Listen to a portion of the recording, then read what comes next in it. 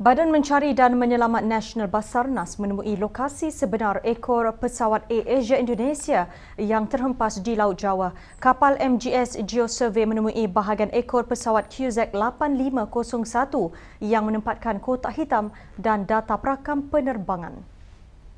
Ia dijumpai di kawasan pencarian pesawat di sektor tambahan kedua di perairan Selat Karimata pada kedalaman 25 meter.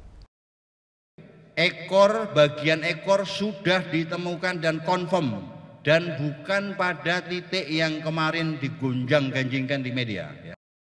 Basarnas bagaimanapun tidak dapat mengesahkan sama ada kotak hitam pesawat masih berada di posisi asal atau sebaliknya.